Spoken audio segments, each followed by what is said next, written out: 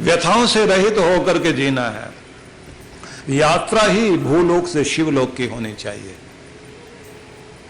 इस लोक से उस लोक तक, आनंद लोक तक आप जाएंगे। अपने विषाद को प्रसाद में बदलने की ही चेष्टा करनी, अपनी कायरता को वीरता में बदलने का, भागने को जागने में बदल लेना है। क्योंकि भागने से समस्याओं का समाधान नहीं होगा। हम तो हर बात में मुंह मोड़ के बैठ जाते हैं। कहते हैं ना कि कबूतर बिल्ली को देखकर आंखें बंद कर लेता है, तो केवल वही करता है ऐसा नहीं, हम सब करते हैं। समस्या है ही नहीं, ध्यान बटा लेंगे, इधर उधर ध्यान कर लेंगे।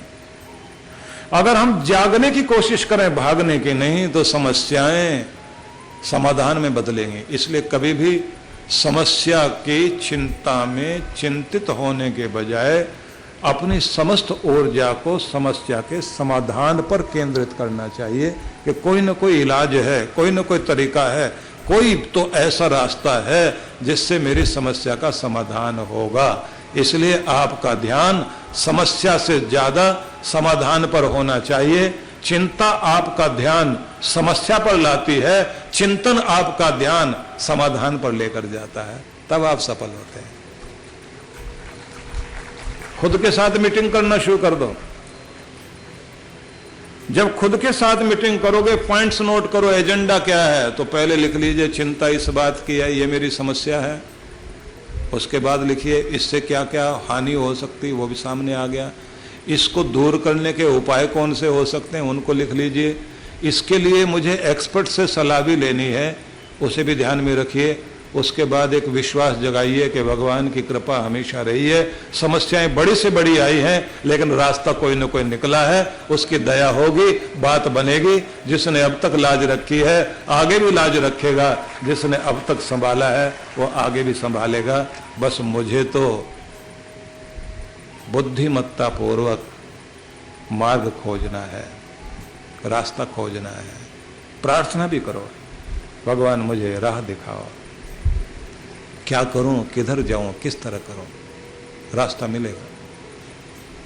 कबूतर सोचता है कि आंखें बंद कर लेने से समस्या का समाधान हो जाएगा, उसे अपनी शक्ति याद करनी पड़ेगी। बिल्ली के पास शक्ति है, उछल कर झपट्टा मार के वो मार सकती है, लेकिन कबूतर को भी अपनी ताकत याद करनी है। उसके पास भी तो पंख है ना, उसे इतनी ताकत के साथ उड़ना चाहिए आसमान में कि बिल्ली तो क्या, बिल्ली की 7 पीढ़ियां भी वहां नहीं पहुंच सके। इसलिए अपने पंखों को ढूंढिए। हर आदमी के पास परमात्मा ने एक बड़ी ताकत दी है। जब आप अपनी शक्ति को खोजते हैं, उड़ान भरेंगे आसमान में, और आपको कोई चिंता की बिल्ली, भय की बिल्ली तड़फा नहीं पाएगी। इसलिए आप जब अपनी शक्ति को याद करते हैं तो ये ध्यान रख लीजिए, तब आप कुशल, तब आप दक्ष कहलाते हैं।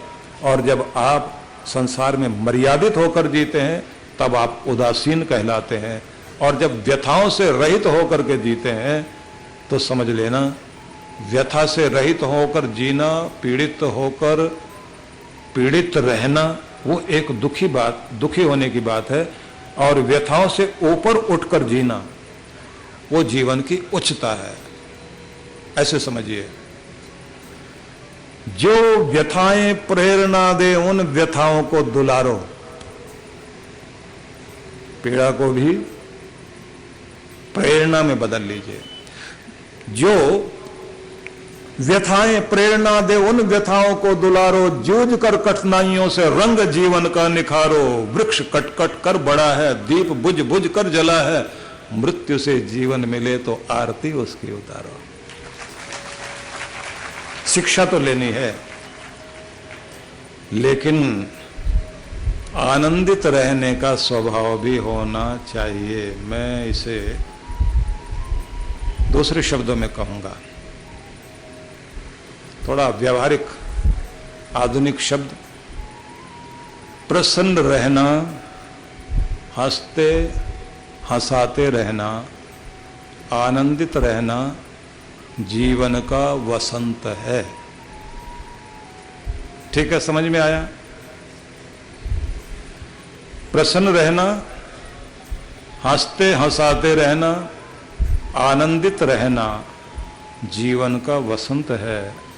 दुखी रहना, दुखी करना, डरना, डराना, रोते रहना जिंदगी नहीं, जिंदगी का अंत है। बस ये समझ लीजिए आप। अगर आप रोते, दुखी होते, डरते डराते जिंदगी जी रहे हैं तो हम अपने जीवन को अंत करने की तरफ चल रहे हैं, खुद के दुश्मन बन रहे हैं। और अगर अपनी पीड़ाओं को भी, व्यथा को भी व्यवस्था में बदलकर, चिंता को चिंतन में बदलकर आप अपने जीवन को नया रूप देते हैं तो ये ध्यान रख लेना, जीवन आनंदित होगा। मैं एक अजीब बात पढ़ रहा था कि कुछ लोग हंसते हंसाते रहने का कार्य करते हैं। लोगों को लगता है वो अंदर से बहुत खुश है, पर ऐसा नहीं होता। एक ब्रिटेन का हास्य कलाकार था, उसका नाम था ग्रेमाल्डी। ग्रेमाल्डी डिप्रेशन में चला गया तो वहां के बहुत बड़े मनोवैज्ञानिक के पास में सलाह लेने के लिए पहुंचा। काउंसलिंग हो उससे पहले उसके विषय में जानकारी हो जाए, डॉक्टर जो है अच्छे से देख सके। तो वो पहुंचा, टाइम लिया। अब डॉक्टरों को तो वैसे ही फुर्सत नहीं होती, जो ज़्यादा प्रसिद्ध होते हैं तो उनको यही पता नहीं कौन आया कौन नहीं आया। उसने पेशेंट को देखा, देखने के बाद कहा कि देखिए ऐसा है, आपकी ज़्यादा कोई बड़ी समस्या नहीं है, आपकी जो दिनचर्या है, लाइफस्टाइल है, थोड़ा उसमें चेंज लाइए और मशीन बनकर मत जियो, ज़्यादा आशाएं आकांक्षाएं दुनिया से मत रखो, इसी के कारण डिप्रेशन आता है। और मेरी सलाह मान करके आप ग्रेट ग्रेमाल्डी, जो बहुत बड़ा हास्य कलाकार है, उसके प्रोग्राम देखा करो। वो प्रोग्राम आप देखोगे तो कैसा भी डिप्रेशन वाला हो बिल्कुल ठीक हो जाएगा। ग्रेमाल्डी बोला, मैं वही तो हूं जो लोगों को हंसाया करता है। अब मुझे कौन हंसाए, मुझे कौन खुश करे? ये तो मेरी कला है, मैं दूसरों को आनंद दे सकता हूं। आप सोच लीजिए, अब तो डॉक्टर ही बीमार है, आनंद देने वाले ही दुखी हैं। जो नेतृत्व कर सकते हैं वही पिछड़े हुए हैं, क्योंकि हम लोगों ने जीवन के वो आनंद को भूल बैठे हैं। कैसे अपनी व्यथाओं पर काबू पाया जा सके, क्योंकि परीक्षा तो सबकी होगी। जितना बड़ा आदमी उतनी बड़ी समस्या, और जितना दुनिया में आगे से आगे जाओगे उतने उलझते चले जाओगे। निकलना आसान नहीं है। प्रार्थना किया करो भगवान से, मैं नहीं चाहता तू मेरी पीड़ाओं को हटा, मैं नहीं चाहता जिंदगी का बोझ, जिम्मेदारियों का बोझ कम कर। मैं तो तुझसे ये मांगता हूं, जिम्मेदारियों का बोझ कितना भी बढ़ा, पर मेरे कंधे इतने मजबूत करके इससे भी ज्यादा बड़ी जिम्मेदारियां उठा सको। प्रार्थना करना, मैं नहीं कहता उलझने दूर कर, मैं तो यही मांगता हूं वो सुबुद्धि दे, अपनी भी और पराई भी उलझनों को सुलझा सको और चेहरे पर मुस्कुराहट बनी रहे। इसलिए सुबुद्धि की कामना करता हूं। मैं नहीं कहता जिंदगी का मार्ग बहुत टेढ़ा मेढ़ा है तो इसे आसान कर दे। मैं तो तुझसे यह मांगता हूं कि जिंदगी के टेढ़े मेढ़े मार्ग पर हंसते मुस्कुराते हुए सरलता से चलना आ जाए, बस ये आशीर्वाद तो मुझे दे दे। तो शक्ति की प्रार्थना करते हुए जीवन को जब आदमी जीता है तब वो गत व्यथा शब्द वाला बनता है, व्यथाओं को नष्ट कर पाता है। और मैं तो एक बात आप सबसे कहना चाहता हूं, दूसरों के भरोसे पर और दूसरों के सहारे पर जीने की आकांक्षाएं छोड़िए। खुद सबल बनो, क्योंकि जिंदगी दूसरों के सहारे नहीं ढोई जा सकती। दूसरों के सहारे तो मुर्दे, अर्थियां ढोई जाती हैं, जिंदगी नहीं। इसलिए बहादुर बनना ही होगा, क्योंकि जिंदगी को अपने सहारे, अपने कंधों पर जीना है। प्रबल बनना पड़ेगा। प्रबलता बाहर से नहीं आती है, ध्यान रख लेना, अंदर से आती है। साहस अंदर से जागता है। साहसी बनने के लिए हर रोज अपने डरों को जीतिए। भगवान श्री कृष्ण को याद कीजिए, जो कालिया नाग के फन पर पांव रखकर नृत्य करते हुए संसार को शिक्षा देते हैं कि डर कितना भी बड़ा हो और मनुष्य से बड़ा नहीं है, इंसान की हिम्मत से बड़ा कुछ भी नहीं है। अगर हिम्मत करोगे, हर बड़े से बड़े नाग के सिर पर पांव रखकर नाच सकते हो। तुम्हारे अंदर हिम्मत होनी चाहिए। डर मारता है आदमी को। हिटलर कहता था, डर बढ़ाओ, डर राज करता है, डर नचाता है। अगर तुम्हारा डर खत्म हो गया तो तुम शासन नहीं कर पाओगे। एक करेगा लोगों को डर, एकता बनाएगा डर। इसलिए डर बनाए रखो। डरे हुए लोगों को और डरा करके कहो तुम्हारे ऊपर खतरा है, एक हो जाओ। इसलिए सारे ज्यादातर नेता, सारे से मतलब ज्यादातर नेता, वो कह रहे हैं तुम्हारी कौम पर खतरा है, कोई जाति बिरादरी पर खतरा, कोई मजहब का खतरा, कोई न जाने किसी वर्ग का खतरा बता देगा, कोई कुछ बता देगा, और लोगों के अंदर समस्या खड़ी करते रहते हैं। और डरे हुए लोग सोचते हैं बात बन जाएगी, इनके साथ लग जाए तो बात बन जाएगी। लेकिन मैं ये निवेदन करना चाहता हूं, आपको बाहर से कोई भी मिल जाए आपका डर खत्म नहीं कर सकता। आपका डर खत्म होगा अपने अंदर की शक्ति को जगाने से। जब गीता आप पढ़ते हैं और वहां आप देखते हैं नैनम छिंदंती शस्त्राणी नैनम दहति पावकः, कि जानो तुम एक चैतन्य हो, एक आत्मा हो जिसको कोई शस्त्र नहीं काट सकता, आग जला नहीं सकती, हवा सुखा नहीं सकती, पानी गीला नहीं कर सकता। तुम मिटने वाले, मरने वाले, विनाशशील नहीं हो, तुम रहोगे। इसलिए भारत के क्रांतिकारी हिंदुस्तान की आजादी के लिए गीता हाथ में लेकर गीत गाते गाते फांसी के फंदे पर झूम गए। और मन में भावना क्या, 2 डबल आजीवन कारावास मिला था सावरकर को। और सावरकर ने अंग्रेज न्यायाधीश के सामने कहा कि आप डबल आजीवन कारावास दे रहे हो मुझे, इसके बजाय फांसी दो ना। न्यायाधीश उसकी तरफ देखकर कहता, तुम्हें डर नहीं लग रहा? बोले जितनी देर जेल में रहेंगे इतनी देर में तो दोबारा पैदा होकर के फिर मैं आ जाऊंगा तुम लोगों के दांत खट्टे करने के लिए, हिंदुस्तान में फिर से आऊंगा और आजादी जल्दी से जल्दी दिलवा के छोड़ूंगा। उस अंग्रेज ने अपनी डायरी में लिखा कि मैं आश्चर्यचकित हूं, इन लोगों का जीवन दर्शन क्या है। इसलिए हम लोग जब आत्मा की अमरता की बात करने वाले लोग हैं तो फिर डरने का कोई मतलब अपने पास नहीं होना चाहिए। जिंदगी को बहादुरों की तरह जीने की चेष्टा कीजिए। शेर पर सवार होकर शक्ति माता चलती है। शेर है साहस का प्रतीक, साहस के ऊपर शक्ति बैठती है। अगर शक्तिशाली बनना चाहते हो अपने साहस को जगाइए और साहस से साहस बढ़ेगा और डर से डर, कायरता से कायरता। इसलिए कायरों के साथ बैठिए मत, बहादुरों के साथ बैठिए, बहादुरी बढ़ेगी। ये देश है उनका जिन्होंने शेरों के बच्चों के साथ खेलते हुए उनके दांत गिने थे, जिनके नाम पर भारत का नाम भारतवर्ष पड़ा। इसलिए शकुंतला के बेटे को याद कीजिए जिन्होंने खेलते खेलते भी वीरता के पाठ पढ़े।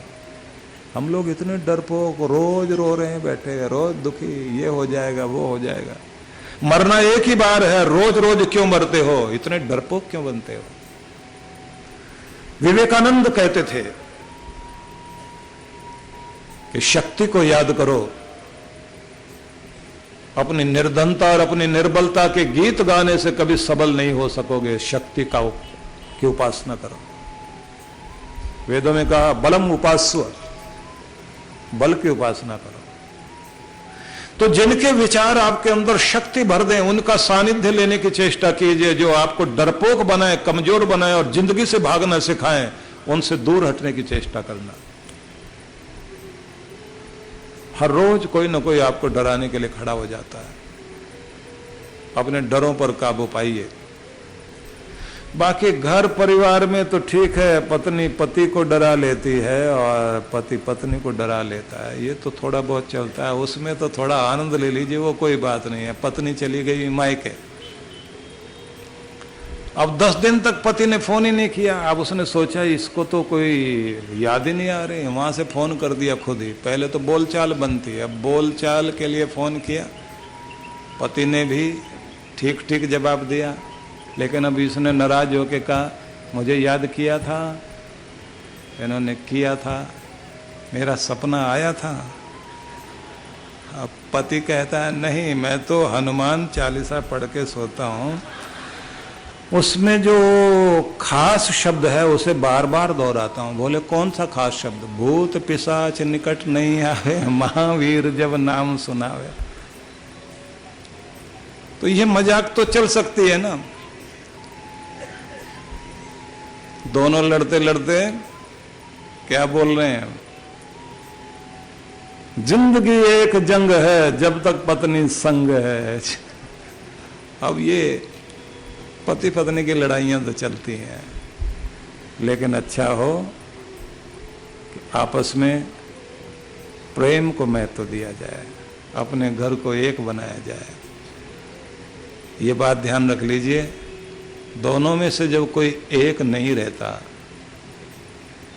तब पता लगता है वो क्या था। कोई महिला अपने पूरे घर परिवार को बांधकर, जोड़कर, सबको मिलाकर के अपनी दुनिया को सुंदर ढंग से सजाए हुए थी। उसकी वैल्यू उस समय समझ नहीं आ रही थी। अपने आंसू छिपा करके कोने में रो लेती थी। सब लड़ते झगड़ते थे, कुछ भी बोलते थे उसको। 24 घंटे अपने एक पांव पर खड़ी हुई काम कर रही है। बीमार है तब भी अपने बच्चों का ध्यान रख रही है। सोचिए एक मां क्या होती है, जिसकी कभी छुट्टी नहीं हो। त्योहार वाले दिन और ज्यादा बिजी हो जाए, और जिस दिन सबकी छुट्टी है उस दिन ज्यादा काम करे। सबको खिला करके और जब देखे सब संतुष्ट हो गए, तब उसको संतोष आता है, चलो मेरा काम पूरा हो गया। बीमार अवस्था में भी अपने माथे पर पट्टी बांध करके अपने घर के लिए भोजन बना रही है, सबके लिए सब कुछ दे रही है।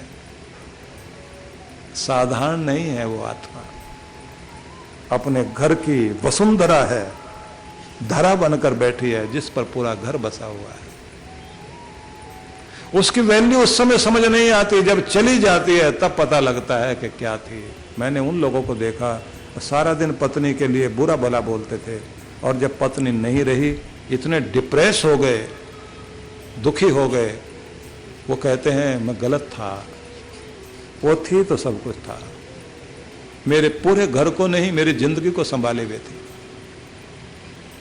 और ध्यान रखना कि पति का भी, पति पत्नी कितने भी लड़ते रहे, पति है तो सब कुछ है। और महिलाएं तो ये कहा करती हैं बस इनसे पहले सुर्ख जोड़े में ही इन्हीं के द्वारा मेरी विदाई हो, यही लेकर के जाए मुझे।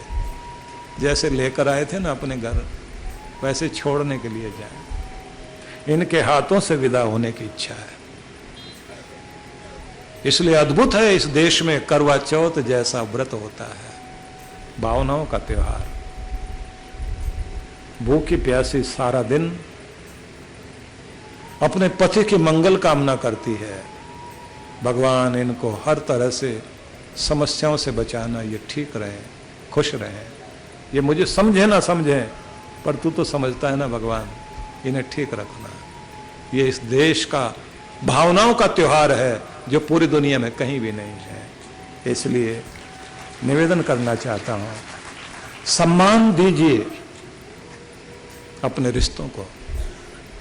बहुत कीमती होते हैं रिश्ते, और पति पत्नी से बढ़कर तो रिश्ता कोई होता ही नहीं दुनिया में। मैं कितने भी विनोद वाली बातें कह देता हूं ना, वो सबका मतलब यही होता है, हंस लो हंसा लो एक दूसरे के साथ, लेकिन समझो तुम एक दूसरे की जिंदगी हो। वेदों में लिखा, एहे वस्तम मां व्योष्टम विश्ववायु व्यस्नुतम।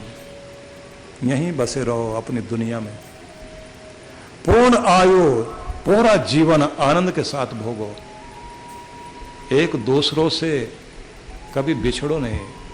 क्रीडंतो पुत्री नप्त्री भी मोद मानो स्वेग्रे। अपने नाती पोतियों के साथ खेलते हुए, मौज मनाते हुए एक एक क्षण जीवन का व्यतीत करो, और आनंद मनाते मनाते तुम मेरी ओर आओ, ऐसा भगवान कहते हैं। इसलिए अपने जीवन को अपने हाथों से सजाना है, और ये अवसर हम सबको मिले हैं तो अपने ग्रंथों पर ध्यान दीजिए। कितने कितने सुंदर संदेश हैं। ये ग्रंथ साधारण नहीं है, हम लोग महत्व नहीं देते। तो भगवान कहते हैं, गत व्यथा, व्यथाओं से रहित होकर, मतलब दुखी रहने की आदत से बाहर निकलें, आनंद मनाते हुए जिए, लेकिन रिश्तों की कीमत भी समझें। देखिए, कभी कभी ऐसे लोगों से मिलने का मौका मिलता है। एक व्यक्ति, लाला लक्ष्मीदास नाम था उनका, हिस्ट्री के बहुत अच्छे विद्वान थे। मैं 20-22 साल का रहा हूँगा। मेरे पास आकर बैठते थे, मैं उनसे पूरे वर्ल्ड हिस्ट्री सुना करता था। चर्चाओं में हम लोगों की यही चर्चा होती थी, और वो मेरे प्रवचन जहाँ भी होते थे, मैं 19-20 साल की उम्र से ही कुछ न कुछ कहा करता था माइक पर, जैसे अभी कह रहा हूँ ना। तो वो बैठ के सुनते थे। उम्र 80 से ऊपर थी उनके, और मुझे बहुत छोटी उम्र में बुजुर्ग लोगों की जिंदगी क्या होती है उसे पढ़ने का मौका मिलता था। एक बार वो आए मेरे पास और आके मुझे कहा, राजे, वो ऐसे बोलते थे मुझे, आज मैं बहुत उदास हूँ, तुम्हें पता है मेरी पत्नी नहीं रही, और मैं उसे श्रद्धांजलि देना चाहता हूँ, और आप अकेले आओ, मैं अकेला बैठूंगा, आप कुछ बोलना, मुझे सांत्वना देना। मैंने कहा, आपका तो इतना बड़ा परिवार और इतना बड़ा व्यापार।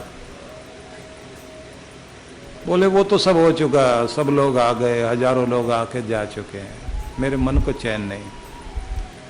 मैंने कहा, अच्छा आप मुझे बताओ उनके बारे में। बोले, वो मेरी जो पत्नी थी ना, वो अनपढ़ थी और अपने पिता से बहुत, माँ बाप से बहुत कुछ सीख के आई थी, और मैं अपने आप को बहुत समझदार मानता हूँ ना, और मुझसे हजारों गुना ज्यादा समझदार थी वो। मैंने कहा, आप मुझे पूरी बात बताओ, और बड़ा कुछ बताया उन्होंने। तो एक बात उन्होंने बताई कि मुझे सत्संग में भी और गोष्ठियों में भी जाने की आदत थी, तो कभी कभी मैं सर्दियों की रात में भी चला जाता था। अब इस एज तक भी जाता रहा, तो रात को 11 बज गए, मुझे आने में देर हो गई। सर्दी की रात, ठंड पड़ रही बहुत ज़्यादा, और मेरी वाइफ कोठी में ऊपर से उतरकर जहाँ गार्ड बैठता है वहाँ कंबल ओढ़ के बैठी हुई। मैं आया, गार्ड ने दरवाजा खोला, अंदर आया तो वो लाठी टेकती हुई और मेरे हाथ में जो बुक्स का बैग था वो पकड़कर चलने की कोशिश कर रही। मुझे दे दीजिए, मैं लेके चलती हूँ। मैंने उससे कहा तुझसे तो खुद ही नहीं चला जाता और मेरी इतनी देर तक इंतजार क्यों कर रही थी? तो उसने कहा आप सर्दी में आओगे।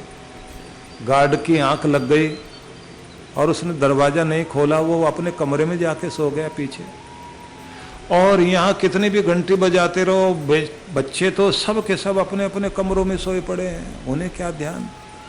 आप बाहर ठिठुरते रह जाएंगे, मैं अंदर बैठ के कैसे सो जाऊं, इसलिए यहाँ बैठी हूँ। तू बीमार हो जाए तो नहीं, मेरा तो चलता है, मेरा क्या, आप ठीक रहो ना। उसके बाद मैं उसे लेकर गया और मैं सोच रहा हूँ ये इतनी बड़ी क्यों है। मैं उससे पूछता हूँ ये तुम्हें किसने शिक्षा दे दी? वो कहती है ये सब छोड़ो, खाना गर्म कर दिया है, थोड़ा सा खा लो। इतनी आधी रात में? हाँ मुझे पता है, आपका खाना तैयार करके नौकर ने रखा हुआ है, लेकिन यहाँ अपने कमरे में जो मैंने थोड़ी व्यवस्था की है गर्म कर दिया, आप खा लो। अब खाने के लिए रख दिया। मैं उससे फिर कहता हूँ तो इतनी बूढ़ी हो गई, तुझे ये शिक्षा किसने दी? बोले मेरी माँ ने मुझे ये कहा था, देख बेटी तेरी दुनिया तेरे पति के साथ है, उसके सुख दुख का ध्यान रखना और उसे बाहर से नहीं अंदर से पढ़ने की कोशिश करना। जब तक तू है, हो सके तो सावित्री बन जाना, जो सत्यवान के प्राण भी यमराज से छीन कर वापिस लेकर आई थी। अपनी तपस्या से अपनी शक्ति को इतना बनाना। मेरे अंदर तो वो गुण नहीं, लेकिन मेरे माँ बाप ने जो कुछ मुझे बोला, मैं पढ़ी लिखी नहीं हूँ पर अपना फर्ज निभा रही हूँ और मुझे ये अच्छा लगता है, तुम्हारे लिए कुछ करना, तुम्हारे लिए जीना। मैं उसको इतना डांटता था पर वो इस तरह बोलती थी। मैंने उनकी बात सुनी, सुनते सुनते मैंने कहा बाबा एक बात बताओ, आप लोगों का कभी झगड़ा होता था? बोले मैं डांटता रहता था और झगड़ा भी होता था और वो बहुत जल्दी नाराज हो जाती थी। बोले एक दिन झगड़ा हो गया हमारा। अब मेरे से 4 साल छोटी थी। बोले अब मेरी 82 साल की उम्र है, 4 साल छोटी रही है। अभी थोड़े टाइम पहले झगड़ा हुआ था। झगड़ा हुआ तो मेरे से कहती है ज़्यादा कुछ बोलोगे मैं अपने मायके चले जाऊंगी। और सोचिए उसकी उम्र 78 साल की है, तो वो अपने भाइयों में सबसे छोटी बहन थी और वो सब जा चुके हैं ऊपर और घर में कोई नहीं है उसके, लेकिन फिर भी धमकी देती है मायके चले जाऊंगे। तो मैंने कह दिया जाओ। बोली सच्ची में चली जाऊंगी? और मैंने भी कहा तू सच में जा। उसने अपना बैग तैयार किया, उसमें कपड़े रखे और चल पड़ी। अब जैसे चली, बेडरूम से ड्राइंग रूम तक आ गई, ड्राइंग रूम से बालकनी की तरफ बढ़ी और वहाँ धीरे धीरे जा रही है और मैं भी कठोर बन के बैठा हुआ हूँ। तो वहाँ जाके मुड़ के कहती रोकोगे नहीं क्या? अब मैं चला इधर से और जाके उसका बैग पकड़ा और कहा भगवान इतने नाराज मत हो, मेरा और कौन है, इतने सारे बच्चे हैं ना, लेकिन मेरा ध्यान रखने वाली तो तू ही है। तो उसके बाद मेरा हाथ पकड़ के कहती है ऐसे ही मेरा आखिर तक मान बनाए रखना, क्योंकि मैं तो आपके सहारे हूँ और यही मानती हूँ मेरा पति ही मेरा देवता है। और इतना कह कर वो बुजुर्ग बहुत रोया।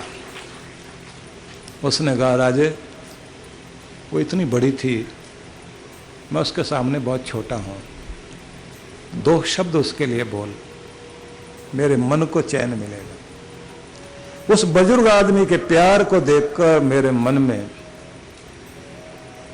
बहुत भावुकता जागी कि ये लोग जीवन के उस स्वरूप को दर्शाते हैं जो भावनाओं से बना हुआ है। और ये भावनाएं हैं जो हमें आनंद देती हैं। अपनी जिंदगी को कीमती बनाइए, अपने रिश्तों की कद्र कीजिए। कद्र करोगे तो ये ध्यान रख लेना, आपका छोटा सा संसार, छोटी सी दुनिया स्वर्ग का टुकड़ा बन जाएगी। इसलिए अपने प्रिय को उसके समस्त गुण दोषों के साथ स्वीकार करना सीख लें। इसी में जीवन का आनंद है। थोड़ी भावुकता वाली बातें हो गई ना, आगे बढ़ते हैं। भगवान श्री कृष्ण जब ये कहते हैं गत व्यथः, पीड़ा, व्यथा, दुख, संताप, निराशा, जो भी पीड़ित करने वाली चीजें हैं उनसे ऊपर उठकर जीने की चेष्टा करो, चिंता रहित होकर जीने की चेष्टा करो। उसका मतलब ये नहीं है कि मुंह मोड़ लेने से समस्याएं भाग जाएंगे। इसका सीधा सा मतलब है कि आपको अपनी समस्याओं का सामना करना है, बहादुरी के साथ कोशिश करनी है, हर समस्या का समाधान खोजा जा सके, हर स्थिति परिस्थिति का सामना किया जा सके। इसलिए जब मैंने ये कहा कि अपने अतीत और अपने भविष्य से ध्यान हटाकर वर्तमान पर ध्यान को केंद्रित करें, अतीत से शिक्षा लें, भविष्य के सपने बुनें, लेकिन वर्तमान को जी भर के जीते हुए, वर्तमान में अपने कर्म को बेहतर बनाते हुए जब आप जिंदगी को आगे बढ़ाते हैं तो जिंदगी आनंद से परिपूर्ण होती है। इसलिए अपने वर्तमान को महत्व दीजिए। आपका मन स्मृति और कल्पना के बीच झूला झूलता है। शब्दों पर ध्यान देना। आपका मन स्मृति और कल्पना के बीच झूला झूलता है। स्मृतियां होती हैं अतीत की, कल्पनाएं होती हैं भविष्य की। मन झूलता रहता है, कभी इधर कभी इधर कभी इधर। जब आप वास्तविकता और यथार्थ के बीच अपने मन को केंद्रित करते हैं तब आपका भविष्य बना करता है। इसलिए आप कुछ क्षण समय निकालिए, एकांत में बैठिए, अपने मौन को साधना, आत्मचिंतन करना, आत्मविश्लेषण करना, पीछे मुड़कर देखना, सिंहावलोकन करना। जिंदगी कहां से चली थी, कहां पहुंचा हूं, कहां मैं जाना चाहता हूं, कौन सी गलतियां दोहराता रहा हूं, उनको रोकना है, आदेश देना है कि रुको, अब तुम्हारी पुनरावृत्ति नहीं होगी। नहीं तो पुनरावृत्ति होने का मतलब है बार बार उसी दुख के गड्ढे में गिरना। वो तब तक चलता रहेगा जब तक आप अपने आप को चेंज नहीं करेंगे। जैसे आप लोग बोला करते ना कि कोई गाना गा रहा था और सुनने वाले जो है वो बीच बीच में तालियां बजाएं, जोर जोर से कहे once more once more once more. वो फिर लाइन गाए तो इसने कहा कितनी बार ऐसे गाऊंगा। लोगों ने कहा जब तक ठीक से नहीं गाएगा तब तक वंस मोर ही कहते रहेंगे। तो ये मजाक सुना ना आपने, लेकिन मैं इसको सुधारता हूं।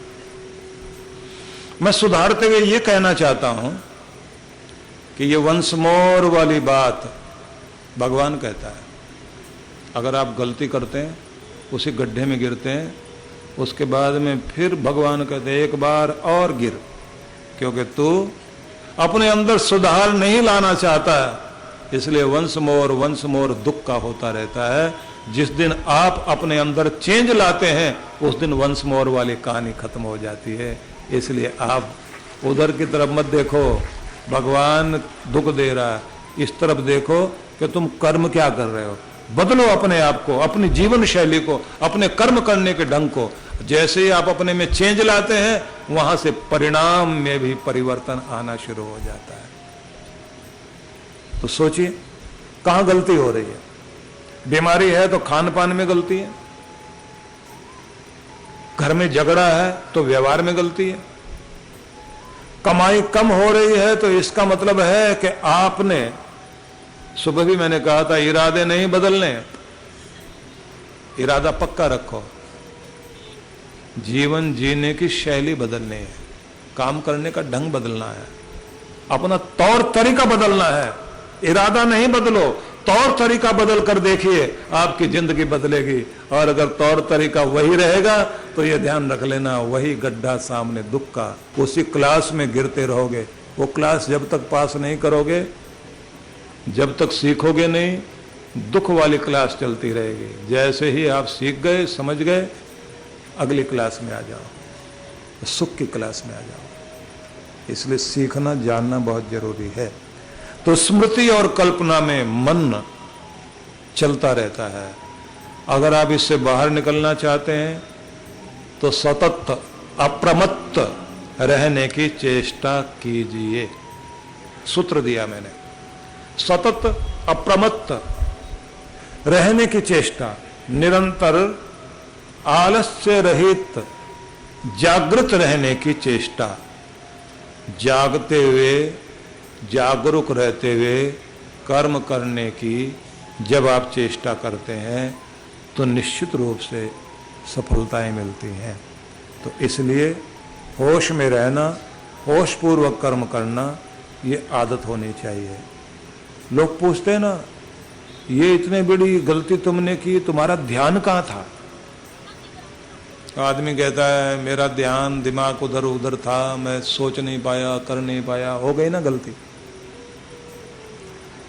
तो जब तक आप सावधानी नहीं बरतोगे समस्या आएगी जरूर। तो सावधानी बरतना, जागते हुए जानते हुए काम करने की कोशिश करें। और खास बात, जब भी कोई काम करते हैं मन के टुकड़े मत करो।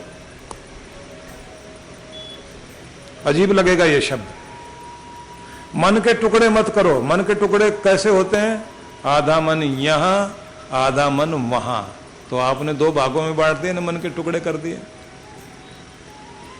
जब पूरा मन एक काम में लगता है तो ध्यान रखना, तब सफलता पूर्ण समर्पण के साथ ही सफलता आती है। इसलिए ध्यान में भी, जैसे सुबह हम ध्यान करा रहे थे ना आपको, इतनी संख्या में, इतने आनंद के साथ, इतने सारे लोग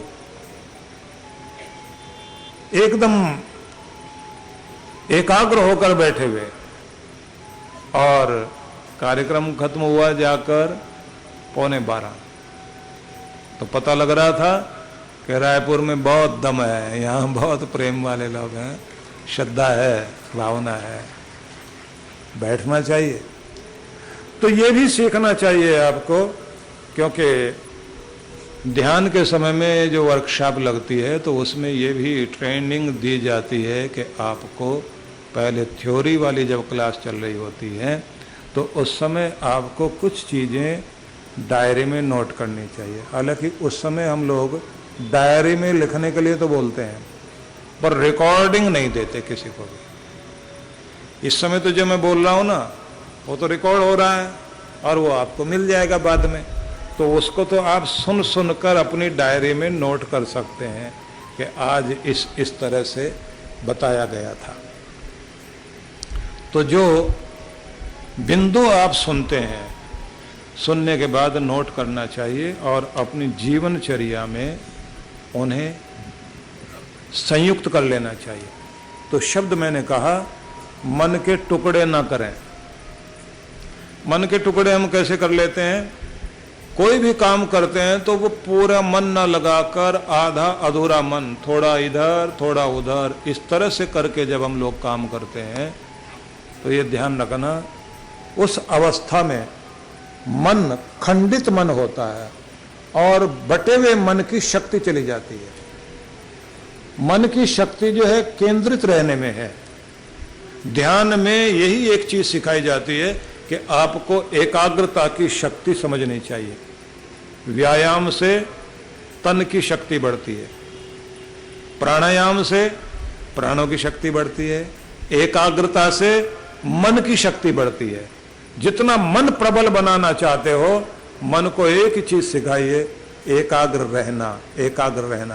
कंसंट्रेशन जितनी बनाओगे आप, आपका मन बलशाली बन जाएगा और बलिष्ठ मन वाला व्यक्ति पूरी दुनिया को हिला सकता है। इसलिए ध्यान रखिए, एकाग्रता साधारण चीज नहीं है। कोई भी काम करना पड़े पूरा मन लगा करके कीजिए, पूरी तरह से सन्नद्ध होकर जो भी काम करना पड़े उसमें पूरी तरह तन में हो जाइए, खो जाइए। और इसका अभ्यास किया जाता है, भोजन करें पूरा मन वहीं लगा दीजिए। आप सैर करने निकले हैं, पूरा आनंद लो। पार्क में जहां जा रहे हैं तो ऐसे आनंद लीजिए कि ये सुंदर हरी भरी घास और हिलते डुलते हुए बांसों के झुरमुट, सुंदर सघन छायादार ये वृक्ष, इस पर चहचहाते हुए पंछी और वृक्षों से छनकर आते हुए स्वर्णिम सूर्य की किरणें, ये रश्मियां इस प्रभात को कितना आनंद से भर रही हैं। और मैं यहाँ विचरण करता हुआ नई ऊर्जा धारण कर रहा हूँ। ये सुबह कितनी मन भावन, कितनी सुंदर, कितनी सुहावनी है। इसका आनंद जी भर के लो।